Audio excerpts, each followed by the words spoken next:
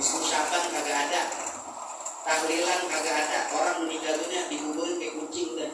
Gak ada baca tahlil 7 hari, 40 hari, 100 hari, gak ada. Gak ada yang namanya haul, gak ada yang namanya kunut subuh. Kenapa saudara? Lantaran gak ada majelis atau anak mudanya tidak didukung oleh pengetahuan ilmu agama. Ini yang kita khawatirkan. Jangan sampai Jati Padang ini yang dari dulu udah ahlus sunnah wal jamaah, tarawih 20 rakaat, tahlilan ada, haul ada, kunut dipakai. Jangan sampai orang-orang baru ngobok-ngobok kita punya kampung, saudara. Kenapa? Lantaran ilmu agama yang kita peroleh dari guru-guru kita sedikit. Kita yang tua-tua bakal meninggal dunia, maka yang muda subhanal yaum rijalul ghad, anak muda yang sekarang itu akan menjadi pemimpin di masa yang akan datang. Maka saya mohon kepada para ketua RT, pada ketua RW, kemudian para DKM untuk memotivasi lagi jamaahnya, wabil khusus anak-anak mudanya. Jangan cuma ngaji di luar, saudara. Di kampung kita ada yang ngajar, ada Ustadz kampung, ada Kiai kampung di sini banyak, Ustadz Ahmad Dayat, Ustadz Nur Hasan, Ustadz Taufikur Rahman. Di luar dia ngaji. Imam Alfiyah Ibnu Malik yang mengarang Alfiyah, Imam Ibnu Malik katakan, wa qaddimil akhassa bil ittisali wa qaddiman masyita bil fisali. Dahulukan yang ittisal dengan kita, yang nyambung sama kita, yang dekat sama kita. Kita kalau mau makan, saudara nih, makan lebih bagus pakai tangan apa pakai sendok? Tergantung. Kalau yang makan direbus, sendok pakai tangan, ya panas telepuk. Nasi nih, makan nasi pakai tangan atau pakai sendok? Bagusan tangan. Apa? Karena tangan ittisal dengan kita, mutasil, sambung sama kita.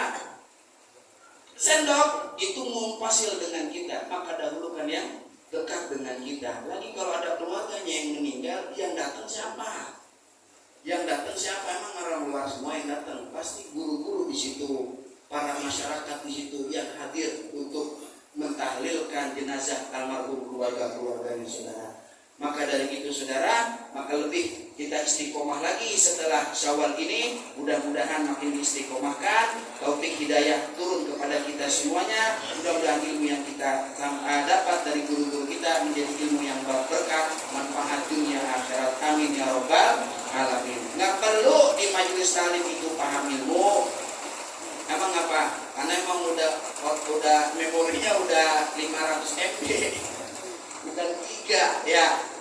Udah lemot. Udah kalau bahasa komputer udah masih Pentium dia. Kalau sekarang udah kagak zaman komputer Core i3, Core i5 gitu. Ya, nggak mesti, saudara. Al-Imam Abu Laith As-Samarqandi beliau katakan bahwasanya orang yang datang ke majelis taklim, walaupun dia nggak paham apa yang disampaikan gurunya, dia dapat beberapa keramat. Bukan keramat bisa terbang di udara, bukan. Kemuliaan maksudnya. Apa? Satu, yanalu fadlal muta'allimin. Dia dapat keutamaan orang yang ngaji. Apa ini keutamaan orang yang ngaji? Di mukadimah tadi saya sampaikan hadis Nabi. Orang yang gak percaya dengan hadis Nabi, dia ragu dengan hadis Nabi, maka dia murtad, menjadi orang kafir.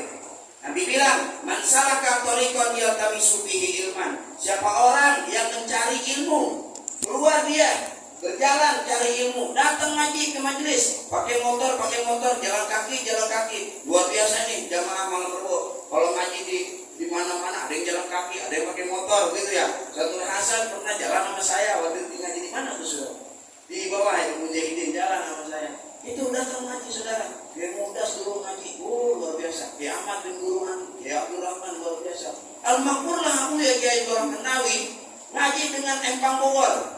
Habib Abdullah bin Muhsin dan Abbas keramat Empang Bogor. Dari Tebet, saudara, ke Empang Bogor mengayuh sepeda. Pakai sepeda dari Tebet ke Empang Bogor. Bayangin, bawa sarung tiga kardus bawa sarung. Di tengah jalan dia sendiri jualan. Buat apa? Buat gurunya. Buat ntar ini ongkos di selama perjalanan, buat ngasih hadiah gurunya. Itu tiap hari beliau lakonin ngaji dengan Empang Bogor. Belum ntar nyampe sono kata Habib libur dulu ngajinya. Kita mau bilang begitu, kita katanya guru sialan. Zaman dulu nggak ada WA. Guru ngaji berkata kan nggak ada kan. Nah, tapi nggak begitu orang zaman dulu sudah ngaji. Walaupun sampai sono libur tetap besoknya ngaji. Makanya di Kiai Kiai muda datang ngaji, jadi kiai. Kiai Ahmad jadi kiai. Kenapa? Ngajinya. Udah capek beliau, ngaji itu udah capek. Ya barangkali kalau seumpama dia mau ngaji lagi bisa, cuman udah kebutuhan umat beliau mau ngajar, saudara. Ini kita belum lantas jadi kiai, belum pantas buat jadi kiai, orang mau ngaji tuh. Ngaji, datang ke majelis taklim, gak perlu paham ilmu. Yang penting dapat tadi 7 keramaian, beberapa kemuliaan. Yang pertama, sahalallahu lahu thariqan ilal jannah. Ya, dia daftar, kata Nabi Muhammad, akan dimudahkan oleh Allah Ta'ala untuk jalan menuju surga. Yang pertama, yang mau ngaji. Yang kedua, Rasul bilang, innal malaikata la tad'u ajnihataha li talibil ilmi ridwan bima yasna. Dalam riwayat lain, ridwan bima yatlub. Malaikat meletakkan kedua sayapnya untuk menuntut ilmu. Kenapa? Ridwan bima yasna. Mereka ridha atas apa yang diperbuat oleh para talibul ilm, para penuntut ilmu. Jadi yang dipijak sama orang itu bukan aspal, bukan, tapi apa yang dipijak adalah sayap-sayap malaikat, saudara. Yang ketiga, dia mendapatkan rahmat dari Allah Subhanahu wa Ta'ala selagi dia berjalan menuntut ilmu. Dari rumah dia buka pintu, dia keluar rumah mencari ilmu, dia dapat rahmat Allah Ta'ala. Yang keempat, selama dia dengerin gurunya ngomong, walaupun dia kagak paham, yuktabu lahu ta'atan, ditulis dia taat, muti orang yang taat sama Allah Subhanahu wa Ta'ala. Yang terakhir nih saudara, walaupun dia kagak paham. Yang kelima, yang terakhir, Allah Ta'ala jadikan ngaji itu wasilatan ila taqarrub, sebagai wasilah mendekatkan dirinya kepada Allah Subhanahu wa Ta'ala. Sebab apa? Dalam hadits qudsi dikatakan, ana indal munkasirati qulubuhum min ajli. Kata Allah dalam hadits qudsi, aku bersama orang yang gundah gulana hatinya, tambahin min ajli, lantaran aku, karena aku. Siapa ini orang? Orang yang ngaji duduk di majelis, gak paham yang disampaikan guru, dia orang-orang tersebut yang dimaksud anak indal munkasirati qulubuhum. Walaupun gak paham, itu menjadi wasilah dia taqarrub ilallah, mendekatkan dirinya kepada Allah Subhanahu wa Ta'ala. Mudah-mudahan kita semuanya jadi ini majelis taklim mendekatkan diri kita kepada Allah Subhanahu wa Ta'ala. Amin amin ya rabbal alamin. Ma'asyiral muslimin, hadirin hadirat yang dimuliakan Allah Subhanahu wa Ta'ala. Apalagi di ini kampung, saudara, saya ingat ada 3 kiai besar sudah wafat. Muda Yusuf, Kiai Ahmad bin Guru Ali, Kiai Haji Abdul Rahman. Ini guru-gurunya luar biasa. Murid-muridnya pun dapat keberkahan dari guru-gurunya. Kita lihat Kiai Muda Yusuf, beliau ngaji sama Habib Ali Umur, Habib Ali bin Husain Al-Qos. Beliau ngaji pula dengan Kiai Haji Muallim Syafi'i Hadami. Kita tahu saudara, Muallim Syafi'i Hadami ini mufti Betawi Tsani, mufti Betawi yang kedua setelah Habib Usman bin Yahya. Sepertiga otak Imam Syafi'i, Muallim Syafi'i Hadami. Muallim ngaji dengan Syekh Yasin bin Isa Al-Fadani. Syekh Yasin bin Isa Al-Fadani ngaji dengan Syekh Muhsin Al-Musawan. Syekh Muhsin ngaji lagi dengan Syekh Abu Bakar Syato Ad-Dimyati yang ngarang kitab I'anatul Talibin. Beliau ngaji lagi dengan gurunya sampai kepada Al-Imam Syihabuddin Ramli yang punya kitab Nihayatul Muhtaj 9 jilid. Imam Syihabuddin Ramli ngaji lagi beliau dengan Syekh Zakaria Al-Ansari yang punya kitab Fathul Wahab 2 jilid. Syekh Zakaria Al-Ansari ngaji dengan Syekh Al-Hafiz Ibn Hajar Al-Asqalani yang ngarang kitab Fathul Bari 13 jilid Syarah Sahih Bukhari. Beliau ngaji lagi terus sampai kepada Muhyiddin Syaraf Yahya bin Syaraf An-Nawawi. Beliau punya kitab Al-Majmu' Syarah Muhadzab 27 jilid. Beliau ngaji lagi dengan Syekh Kamal Samal Al-Ardabili, gurunya Imam Nawawi. Belum ngaji lagi terus kepada Al-Imam Hujjatul Islam Muhammad bin Hamid Al-Ghazali. Imam Ghazali ngaji dengan Imam Haramain Abdul Malik Al-Juwaini. Imam Juwaini mengaji lagi kepada Al-Imam, terus kepada Imam Syafi'i. Imam Syafi'i ngaji kepada Al-Imam Muslim Az-Zanji. Imam Muslim Az-Zanji ngaji kepada Imam Atha bin Abi Rabah. Imam Atha bin Abi Rabah ngaji kepada Abdullah bin Abbas, sahabi sahabat Nabi. Abdullah bin Abbas ngaji kepada Rasulullah sallallahu alaihi wasallam. Nyambung sangatnya saudara. Cari guru yang jelas, belum begitu ngaji. Sama kiai-kiai begitu ngaji, jangan guru-guru.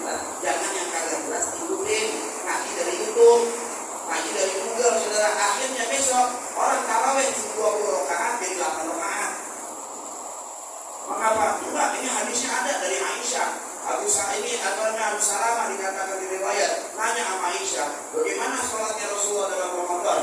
Dijawab sama Aisyah, makana ya Rasulullah Shallallahu Alaihi Wasallam yazidu fi Ramadan walam fi ghairihi ala 11 rakaat. Rasul itu selama bulan Ramadan dan selain bulan Ramadan gak pernah melebihi sholat 11 rakaat. Oh, dalilnya dikasih dalil kita. Dan dua tuh orang yang sholatnya 8 rakaat pakai dalil. Cuman memahami hadisnya salah. Salahnya bagaimana? Itu lihat redaksinya. Di Ramadan wala fi ghairihi. Di bulan Ramadan dan selain Ramadan. Saya tanya, emang ada tarawih di luar bulan Ramadan? Ada kagak? Kagak ada. Salat apa yang di Ramadan ada, di luar Ramadan ada? 11 rakaat. Salat apa? Witir. Itu maksudnya hadis, bukan lagi ngomongin tarawih. Kenapa jadi tarawih jadi 11? Ya, memang secara jumlah rakaat Rasul itu nggak tentuin. Cuman ini merupakan sunnah daripada khulafaur rasyidin. Siapa? Sayyidina Umar bin Khattab radhiyallahu anhu yang Rasulullah katakan saat masih hidup, ja'alallahu al-haqqa ala lisani Umar wa qalbi. Allah Ta'ala jadikan kebenaran pada lisannya Umar bin Khattab dan hatinya. Maka dijadikan itu Umar bin Khattab sebagai khulafaur rasyidin, diajak orang-orang berjamaah untuk di masjid. Zaman Rasulullah nggak ada tarawih berjamaah di masjid, saudara. Nggak ada. Kita cari di hadis-hadis, cari di riwayat-riwayat, nggak ada. Rasul itu keluar malam 23, malam 25, malam 27. Malam 23 keluar, Rasul salat tarawih sendiri. Sahabat pada ngikutin semuanya. Keluar selesai, sahabat pada ngomong, Rasulullah salat malam nih. Datang semua. Besok malam 25 datang lagi berbondong-bondong. Malam 27 masjid penuh. Gak muat. Malam 29 Rasul gak keluar rumah. Sampai ada sahabat yang manggil as-sholat, as-sholat, mengharapkan Rasulullah keluar dari rumahnya. Nabi gak keluar rumah sampai waktu fajar, sampai subuh. Setelah sholat subuh Rasul sumpah, amma ba'du, aku khawatir kalau aku keluar juga nanti dipatukan sholat tarawih atas kalian. Makanya semalam anak gak keluar. Rasulullah gak keluar. Jadi zaman Rasulullah itu gak ada tarawih jamaah. Zaman siapa tarawih berjamaah? Umar bin Khattab radhiyallahu anhu. Berarti bid'ah dong, bukan bid'ah. Rasul bilang, alaikum bisunnati wa sunnati khulafair rasyidina al-mahdiyina min ba'di. Nabi bilang bukan bid'ah, tapi sunnatil khulafair rasyidina al-mahdiyina min ba'di. Tuh, kalau kita mau tahu saudara, dengan syarat nanti datang sama guru kita. Jelas. Lagi kalau jadi masalah, ini kan macam-macam mogok-mogok nih. Mogok-mogok di kampung saudara. Ada yang tidak bertentangan dengan syariat. Selama adat itu gak bertentangan dengan syariat, jadi mogok nah. Karena dia mogok jangan. Ntar jadi bahan perbincangan masyarakat saudara. Karena masyarakat awam. Kalau kita sebagai ustaz kita tahu dalil-dalilnya dan lain sebagainya. Kalau masyarakat luar biasa. Bagaimana itu kalau Bilal, Khalifatul Rasulullah, Sayyidina Abi Bakar Siddiq, radhiyallahu anhu, itu nggak ada dalilnya itu. Apaan sholat tarawih begitu? Tuh, nggak ada dalilnya lagi aja. Ya, udah kita nggak usah pakai tinggal-tinggalan. Aduh, dari zaman dulu nih guru-guru kita udah ngajarin begitu. Kenapa? Di dalam Sahih Muslim itu ada riwayatnya. Riwayatnya apa? Amarna Rasulullah Shallallahu Alaihi Wasallam alla nasila sholatan bi sholatin hatta natakallama au nakhruj. Coba dari di Muslim, saya Muslim. Rasul memerintahkan kita jangan nyambung satu sholat dengan sholat lain hatta natakallam hingga kita keluar rumah. Hatta natakallam sampai kita berbicara atau baca doa atau qasidah atau sholawat dan lain sebagainya. Kalau nggak mau, au nakhruj atau keluar. Kalau bahasa keluar di sini pindah tempat. Tapi kita sering kan orang kalau lagi sholat pindah-pindah tempat ya. Itu nggak boleh disambung-sambung. Pindah-pindah tempat. Kalau tarawih pindah tempat berjam berantakan jadinya.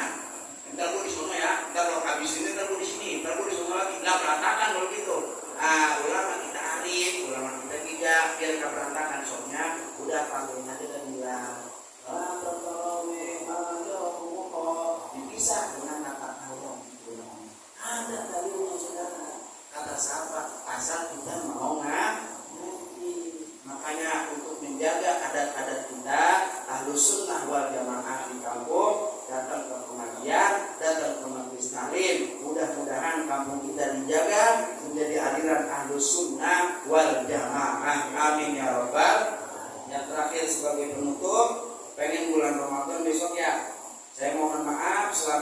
ya bapak-bapak jamaah, barangkali banyak kesalahan, baik ucapan perbuatan yang tidak mengenakan hati saudara, mohon dibukakan pintu maaf yang sebesar-besarnya.